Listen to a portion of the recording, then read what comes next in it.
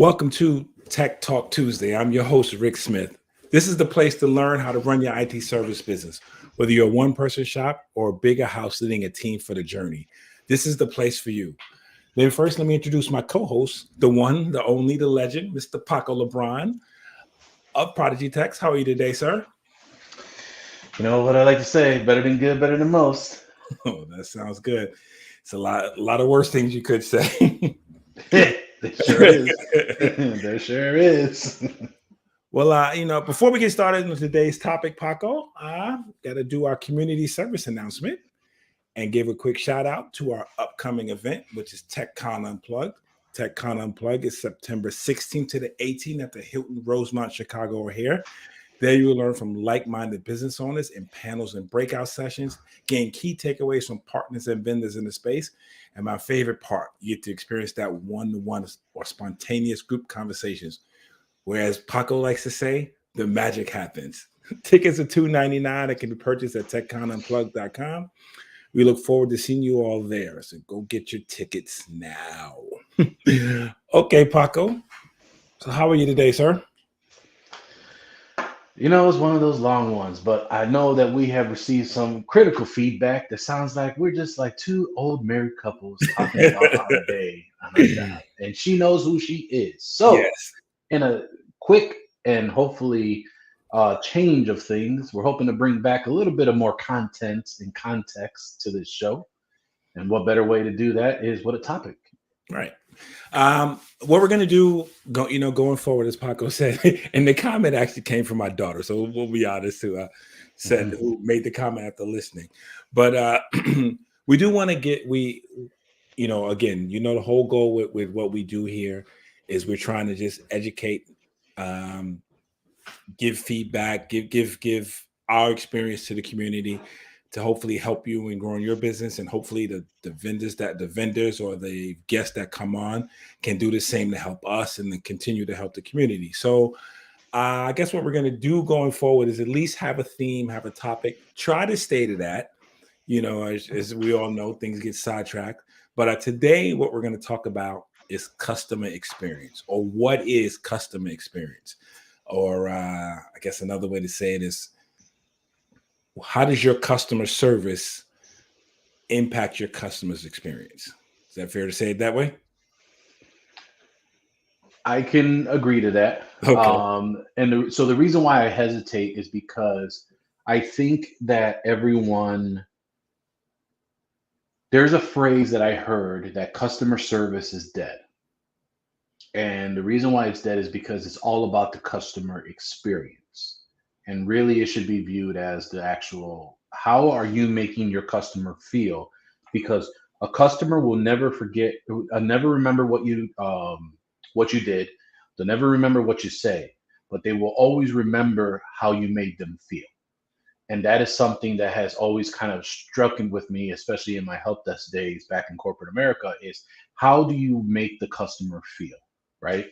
And how do you go above and beyond for customer experience? So, for us, we had decided very early on, customer experience is our thing. Like, I don't care how much money I have to eat, how much fees, what crow I have to swallow.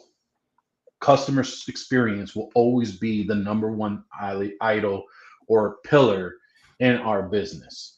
And so for those listening may probably say like, well, what's the difference between customer service and customer experience?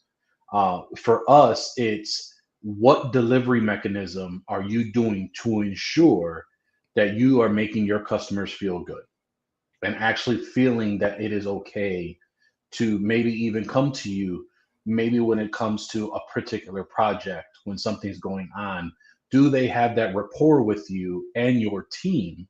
And that's very important to kind of highlight that in this talk is, are they comfortable enough to go through with your entire team? Or if it's just you running your business, have you made them feel good enough or made them feel that they can come to you because you've done what you can to make them feel like they're your all-star client when you have so many that you have to make as all-star clients. That's my opinion of what customer experience is. Okay. And I think that's a fair way to look at it. Again, for all of us, the way I look at this is, the experience that my customer has is what's going to tie them to me. I heard this phrase recently. You get 9 lives with a customer or with a and I'm going to try to move away from customer and say client, but partner or whatever word that's fill in the word that you describe your association with the person who you have a service contract with. Well, I think that's really important to kind of distinguish. Why do you want to specifically distinguish calling your client a customer? Why does that seem bad for you to call a client a customer? I look at and again, I'm playing semantics here, but I Hmm. look at customer as being one-offs, right? I Hmm. look at that. You go to the grocery store, you're a customer in the grocery store. You go to the department store, or you're a customer. Some places you just go. There's not really much interaction with the people who work there. There's not much interaction with the business per se. You go there for a purpose, you serve that purpose, and you leave, right? So Right. you're the customer there. Your client, your partner is different. There, that is a relationship that exists. That it is more than it's not a one-off. It is a back and forth, give and take relationship. And so I just use that, and I know the words probably can be interchangeable, and I know no one means anything negative when they say customer as opposed to client or as opposed to partner, but it's just I think how we look at it and how we view it and how we also want to be viewed. You would say, I'm a client at a law firm, right? I'm not a customer at a law firm, right? Now, you may only go there for one service, but you're a client. So it's just the words, and we say it so easily when it comes to certain things. You're a client of your accountant. So I'm a every person that I serve with an MSP contract or MSP's business is my client or is my partner. I like to use partner for the other reason. We are becoming what our goal is, what we put on all of our brochures, flyers, our descriptions, and there's a lot of truth to it. The fact of the matter is we partner with the client. We become their in-house IT, or that is our goal, right? So we become more than just a person who comes in and out and fix the computers. We are a part of the organization. So whatever word you choose, I choose partner. Um, and that is exactly why I use it, though. I just think it that distinguishes for me where we stand. So I kind of baited Rick into this topic, right? And he said exactly what I was hoping he would say is customer is a very transactional term. And that's kind of how I believe that term is used for customer. And it's exactly like you said, it's very transactional. It's to the point where if you have someone come that's going to do a computer repair, you fix their computer. If you don't offer any recurring services or anything like that, they may not come back again. Maybe years later, or maybe a couple months later, depending on what you've used as kind of a lost leader or a leader for them to come back. A client or partner or some type of, depending on what you use, is exactly that. This is a person you are developing a relationship, right? And being able to understand what needs do you need, and they understand that you are providing a service or a product that is of value to them, and that's what continues the relationship, right? And that's all it's really about, is how do you establish and maintain these relationships as you move forward. So we call all of our clients, right, and customers and clients and whatever, and we call vendors partners. Now, in reverse, vendors actually call MSPs and IT service providers partners. So if you go to a vendor and say, yeah, we're going to be working with our partners, that's where it kind of gets where they even have their terms on how they develop their relationships with people as well. So with that being said, how are you providing the client experience, the CX, right? Is kind of what go from there.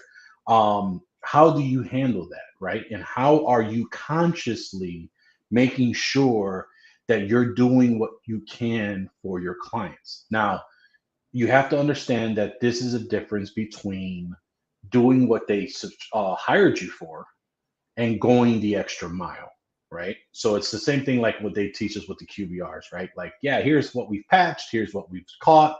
We're gonna be like, big deal, that's what we pay you for. What is the extra oomph or the extra whatever, or what do you pride yourself in to do the experience? You know, it's like kind of like trying to figure out what is the actual goal that no matter what it is, you will always get to that point, no matter if you've lost revenue. Again, you got to eat costs, but you are making sure that it's important to have that customer experience. So I go toss this back to you, Rick, is what is something you feel that, you know, when it comes to customer experience and client experience, what does that mean to you? What are you doing in your business to do that and make sure that your clients has the Renactus experience?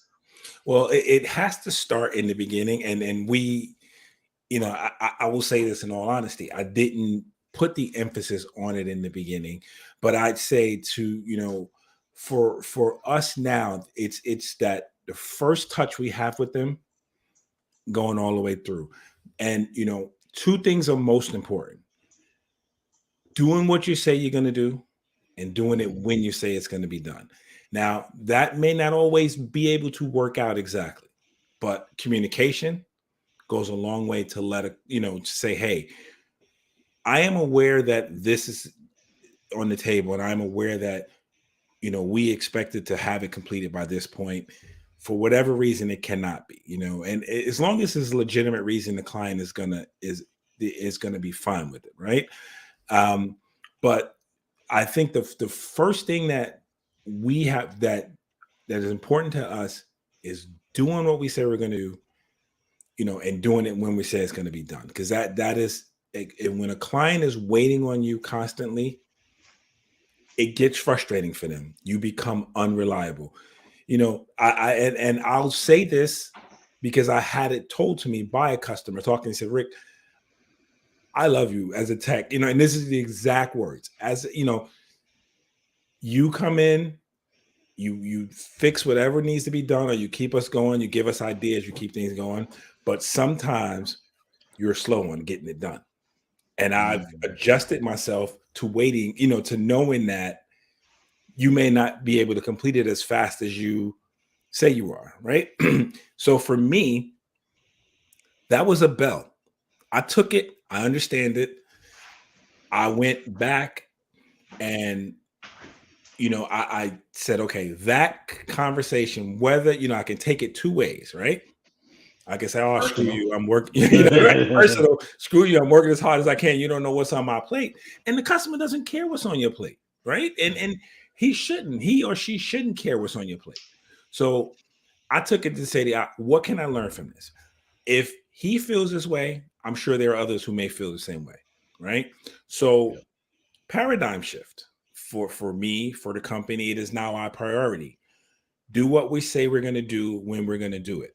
Also, under promise or don't over promise is probably the safest thing is don't over promise, but try to always over deliver. And I'm not saying to under promise, knowing you're going to say you're only going to get to a 3 when you know it's easy to get to a 5. So if you can get to a 5 easily, then you can get to a 7, right? Tell a client 5, shoot for 7. But at the same time, so I took that. So it is extremely important to me to not overpromise, and 9 times out of 10 that comes in the time factor, right? Right. So you know, I say I'm going to do something in this amount of time. You know, it can't be done. So you know, I have to adjust now. And I just want to reiterate one more thing on this. One of the reasons I've get myself into trouble with that, I learned, is also processes. How do you service the clients when they ask for you know, when certain things need to be done? One of the bad things is people call me on the phone. I have a group of clients who, when I first started, I made the mistake of giving them my cell phone. I cannot get them out of not calling me on my cell phone, right? And I'll tell clients now, I go to them and say, hey, you have to put in a ticket or you have to call the office, right? You can email a ticket in, You can go to our to your portal and put a ticket in, or you can call the office and report a ticket. If you call me, I am going to tell you to do the same thing. It's not that I'm ignoring you. It is that I will yes you to death. And then I am doing 30 other things. I will forget just as quick as I hang up the phone. So it's as if we have not talked. And I tell the clients Right. that. So I tell them, and we have to adhere to certain standards in order to meet those goals that we're setting for that customer experience. Right. I mean, you got to understand your own bandwidth, right? I'm going to go ahead and post a link. This is a good book that is actually from Andy Cormier over at Synchro, and it's So You Want to Be an MSP. And I wouldn't worry about if you don't consider yourself an MSP, it's still a good book to read, because what he talks about is hour rock and how you should be selling X amount of hours from your day and how far can you get with those hours, right? And so why is that relevant? So, sometimes you will go ahead and you'll have this. Why is my camera blurry? Basically, for those that are watching, I have no idea if my camera is possessed. But basically, what he mentions is that, like you just said, you have basically agreed to do X amount of things, but you either will forget or you're just so busy you forget or you can't get to it in time, right? And being able to really have this ability to understand, all right, I, as myself, can only successfully sell X amount of hours per week. And that's from on-sites, remote, etc. If I go over this, how do I monetize the overage? Because once I go over, I'm going to stress myself out and people are going to get delayed, which will then affect customer experience, right? So in that piece, like you said, under promise, over deliver, there is times where you probably do think you can hit the 5. I personally don't believe it's a bad thing to say 3, even though you can get to a 7. I think what will happen is as you eventually continue and understand where you fall in that route, you'll know when to say 3, 5, and 7.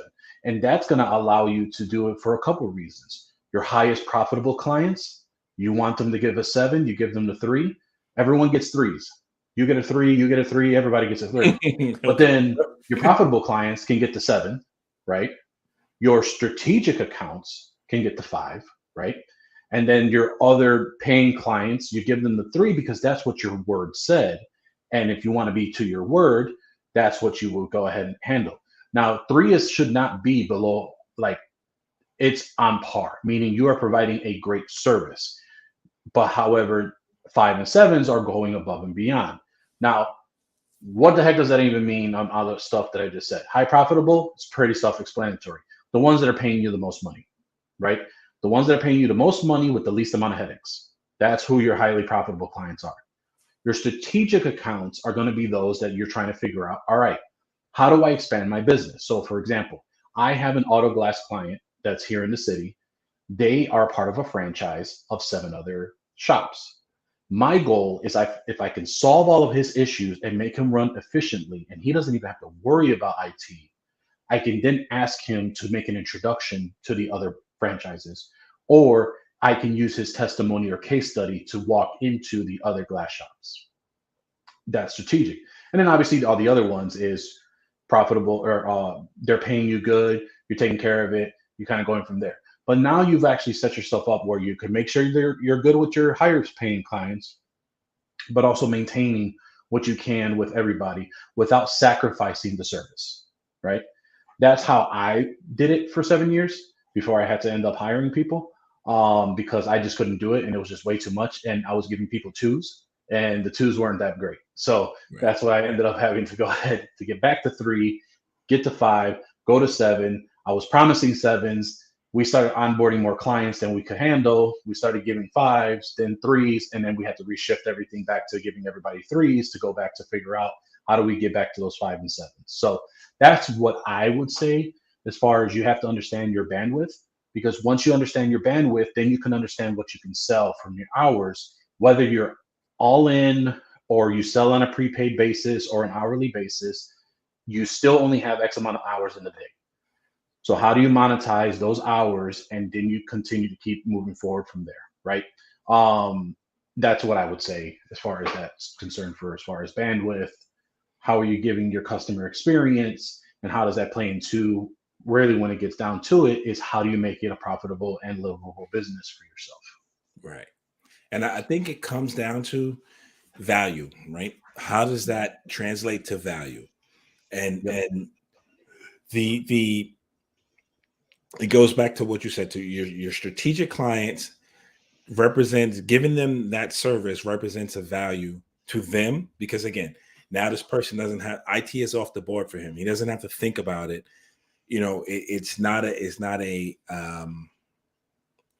issue that comes across his desk, right? That's value. The other value in that for you, satisfy customer, but the opportunity to expand, to other avenues, be that referrals, like you said, or be that case studies, things like that. So Right. that represents value. And the other thing I'm gonna stress that I've had to take some real stock in is just the culture of the company, right? And that, so when you talked about as you expand, right, and Mm-hmm. as you had to hire people and you run through the process of having maybe more than you could handle at the time, so your fives drop to threes or your sevens drop to fives, or however it goes, right?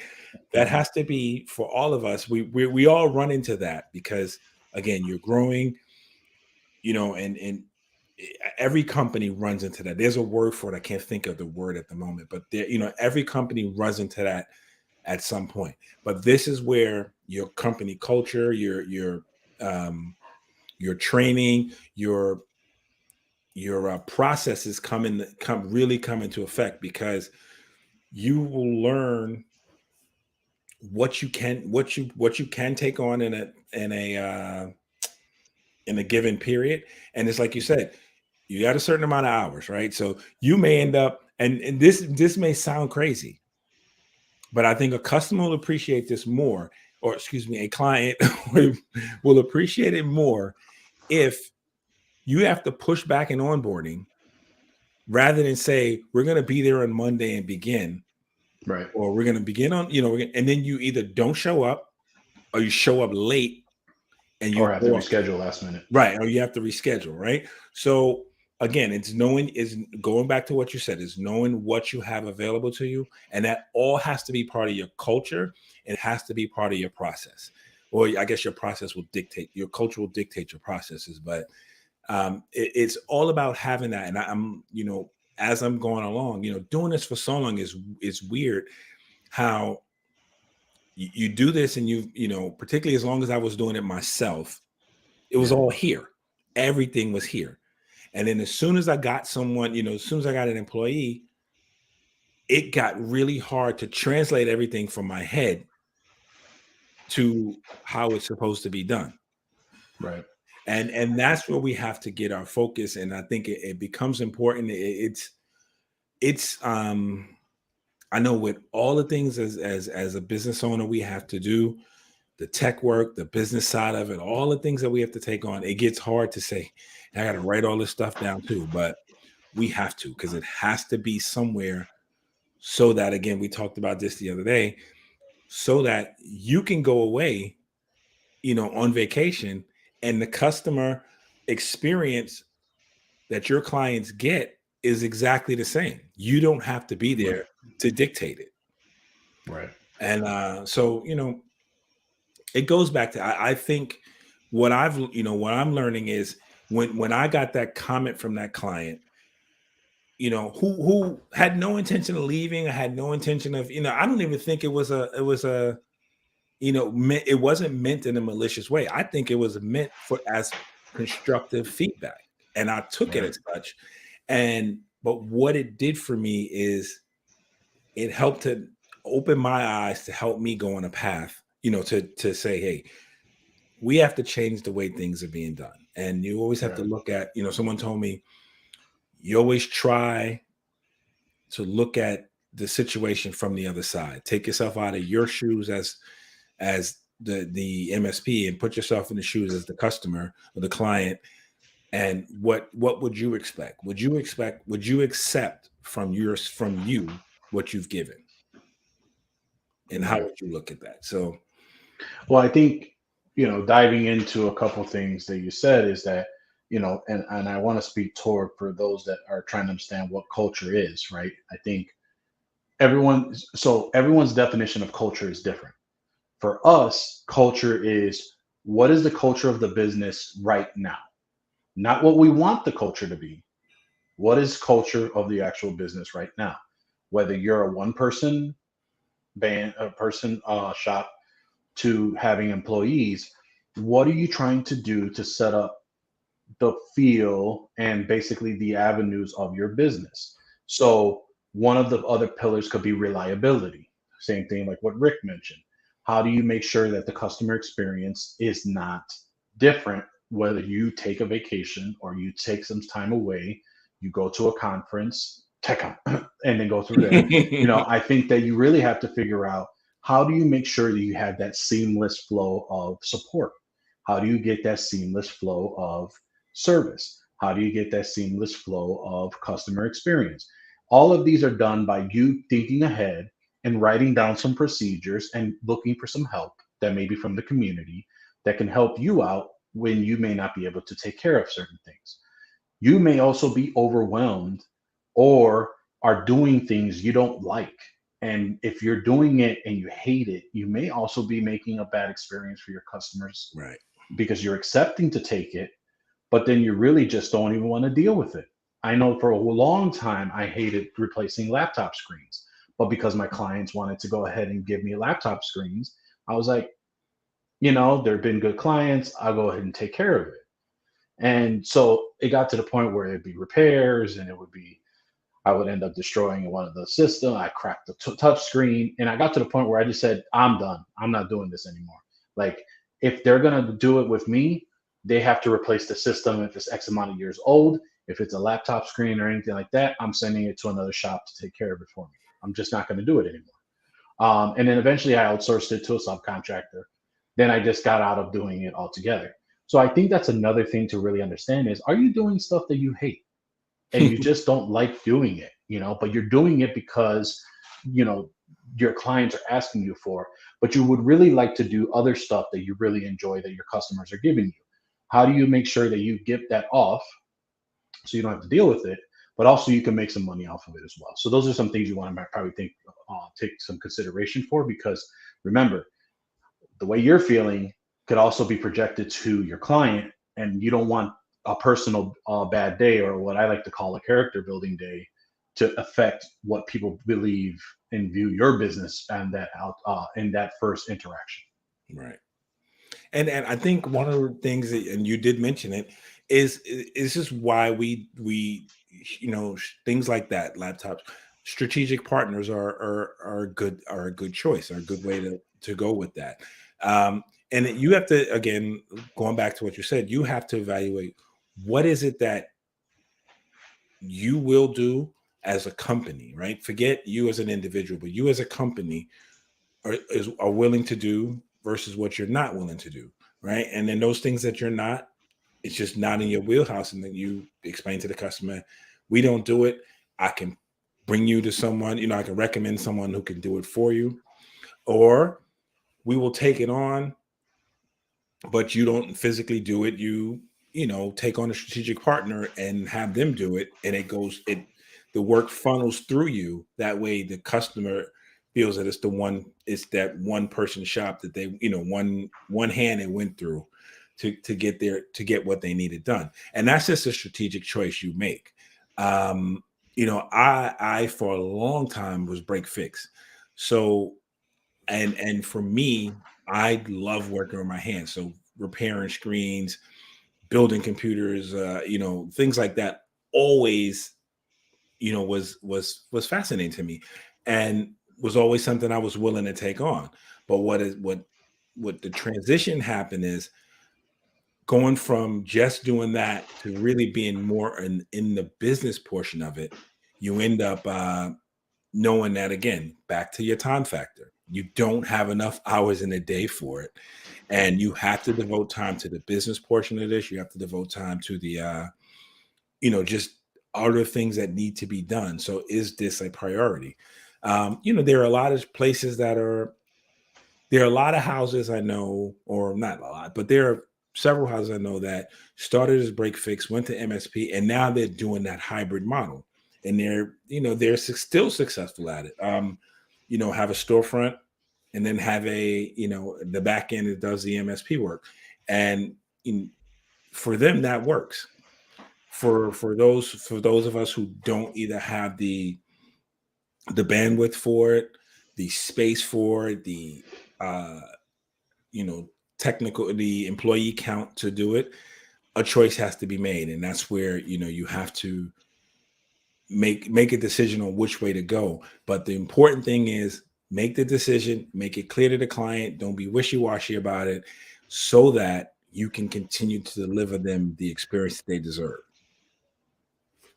I agree 100%. Now, I guess one of the things I want to ask, we have all of these tools that, quote unquote, say they help with the customer experience, right?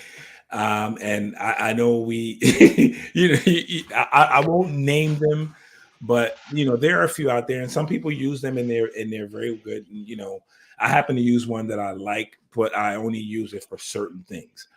But the important point here is no tool is going to replace the human element, and again, getting back to the procedures, the culture, and the way of doing things. No tool is going to replace that. No tool is going to make the customer stand up and say, "Oh wow, these guys are great because they gave me a nice graph now that tells me a shiny new portal to be able to do exactly tickets at or something." Now, I will say this: those things for certain people, those things matter. And here's what matters: giving a customer one place to do everything matters, right? I told you about the fact that I have to get customers out of the idea of calling me on the phone, right? Calling me on my cell phone. Call the office, put in a ticket, go to the portal, send an email, whatever you got to do to get this ticket in, right? If you give them something easy enough that they can click a button and fill out a form, or click a button and type something in, or say something, whatever they got to do, chat, whatever. For some people, that makes a difference. It just makes it easier. And so those customer experience portals have their place if used correctly. Now, so this is my tip for you. Here we go. You disconnect your number, and then you get a new one, and then you have them force them to call for the office number because the number is no longer in service. I even give you extra credit. You port your number to your VoIP system, and you mark it as the main number, and you have it go to the actual to your admin, and then you get a new personal cell phone number as well. I even give you a third option that you can go ahead and do, and you can block them from your cell phone so that they go straight to voicemail. And once they don't get any support, they realize that the delay that they caused themselves was only caused by not calling the office. I get that, and it makes sense. Well, the first I have done all three. Okay, the first two, I've had the same phone number for 20 years, so I am not giving it up now. Now, this is really funny. I bet you there's more than one or two that a customer, if I told them, hey, if I block their number, they would not know how to get in touch with me, no matter how many times. They have no idea what the main number is to Renactus Technology. Now, it shows up every email they get, any mailings they get, it's there. They will not know. In their phone book or in their phone, their employees know, but in their phone, they probably has it as Rick, and they have my cell phone number, and that's it. And I just find that funny, but I do get it though. Yeah, I have to figure out a way to get these, and it's a small little merry bunch that have it. Everybody else who I always get clients say, "Hey, give me a cell phone number." I said, "Just call the office. It'll ring to my cell phone." You know what I mean? Just call the office. I give them my VoIP number because 8x8 lets me get SMSs. So, and I do. Yeah, I mean, I can get SMSs too here, but yep, that's what I would do. Although Nuso, and I don't mean to pitch their product because I haven't tried it out or whatever, they actually have like an SMS MMS package where like they can do some type of weird split where like you can have your main number. And like, so for example, if I was still on Microsoft phone systems, business voice, I could technically buy their package, and through their, magic, they could text the main number and whatever the my other VoIP numbers, and it would split into the system that could receive SMS, MMS, group text, stuff like that, as like an add-on to any other phone system. So I don't know any details about it. That's what I was told about. It was called Simply Connect. So maybe something we can ask them to come on the show and talk about. But I thought that was cool for, if you're trying to transition the least of them not knowing what your number is. And I'm sure a lot of us struggle with that somehow, some way, and this happened by accident too. And, that you've picked up the phone to call somebody, you're on the road somewhere. Yep. And you call, you think you're using your VoIP connection, your soft phone that's connected on your cell phone, and you dial the number from your actual cell phone, which shows up. So, So I have an even worse story, or not a worse story, but I was registered back in 2019 by a colleague and for vendor shows, and she ended up putting my cell phone number instead of my VoIP number. So now vendors had my cell phone number that I tried to like hide for so long. So that was a bit irritating as well. So again, I get to the point where I call them, or like my client, and I accidentally call them. I block the number because they're not going to call me back and figure out who it is. Oh, not gonna play that game. A lot of work there, but but yeah, I think that we just I know we're coming up on time here, but I think the whole point of this is just trying to deliver that extra. And like, again, I think I alluded to this in the beginning of this conversation, and I heard somewhere on another podcast, and whoever it was, I wish I could give you credit, but I just can't remember where I heard it from. But you get 9 lives with customers, and they just say 9 lives, but you get a certain amount of chances with them before, and we've all, I'm sure there's stories out there, we've all screwed something up, and the client is, no matter how we've talked our way out of it or talked our way through it, the client is giving us the chance, because another chance. And the truth is, if you're out there prospecting for new clients, this, it is hard for customers to let go of where they are, right? It's transitioning from one service to another. Just think about how many people have if you have your phone service or your internet service, they suck, but they have a great cable, whatever it is, you won't change, right? Or you're reluctant to change because people don't necessarily like change. But it comes to a point where everyone reaches their breaking point. So for us, we don't, I just say we don't want to get ourselves or get to that point where we, you got about 1 or 2 more chances and, things go wrong. So this whole improving the customer experience, making it and it's never too late. So if you've had those issues, now you can take steps to fix it and make from tomorrow forward a better experience for the customer, for the client, excuse me. I think for intents and purposes for our audience, customer, client, partner, they get what we're saying, but obviously customer facing or front facing to who we serve, we prefer to say client versus or any preferred relationship term versus customer. Right. So, and I just, my point was, again, it's like, you just have to start down that road, and wherever you start or whatever you do, small steps are important because what the other thing I'm learning, I have 10,000 things on my board to my right here that I want to get done. It's a long list of things I want to get done. I try to do a little bit on something every day, but it's a lot. There's a lot to be done. There's a lot in running your business. So just if we knock out the small things, because it's the little things that really, make or break us. No matter what we, Right. no matter what we think, it's the little small things that really make or break us. So I'm gonna stop talking. I'm gonna leave it here with, as I started, probably the biggest and most important thing is to do what you say and do it when you're gonna do it, and to help yourself to fulfill that. Give yourself the time you need. Don't overpromise, and always try to overdeliver. Agreed. 100%.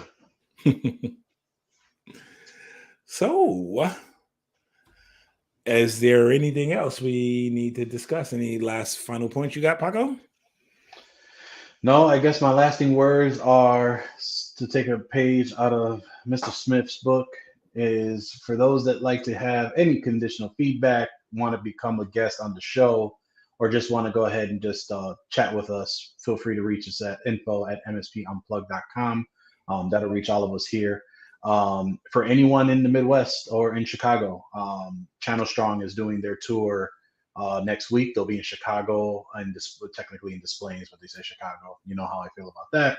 But they'll be in Des Plaines on the 16th, next Monday from 2 to 6. If you're in the area, I plan to go. So if you want to hang out, I know that Jerry Bransfield and John Haas showed up over at Channel Pro. It was great catching up with them. Really good talking to them over at last week, which was an amazing event. So appreciate Jay-Z and them, who are our official media sponsor for TechCon. But for those that are, again, just really interested in being part of the community, reach out and we can let you know how to help not only support us, but help support other community members and listeners that could probably hear and benefit from your story as well. Okay. And before we close out, I want to give one final word on TechCon. It is, it's May now, so September is quickly approaching. We are ironing out some final things, and you will see some further announcements on what's going on. There will be a poll going up in the Facebook group that I would ask everyone to, this is a follow-up to the poll we posted in December, just about some topics. We've narrowed them down. We just want to get some further feedback. Again, what we're doing here, the goal is to make this, as close to what, to make the experience as close as what everyone wants, and try to provide as much positive that you can go home with as possible. So in doing that, we're just, we leverage the community to help us do that. So if you can, when you see the poll, it should be up tomorrow morning. Just, fill it out. Let us know, fill it out and just, so we can have that feedback and take it as we go back into our final meetings. And with that, I'm just going to ask everyone to tune in every Tuesday and Thursday. You can watch the video podcast on youtube.com/MSP Unplugged or facebook.com/MSP Unplugged. We need you to like, subscribe, hit that notification button to be notified whenever a new episode is available. You can also take us on the go with your favorite podcatcher. We're on Amazon Music, Spotify, and Apple Podcasts. Thank you for listening, and we'll see you next time on MSP Unplugged. See you around, everybody.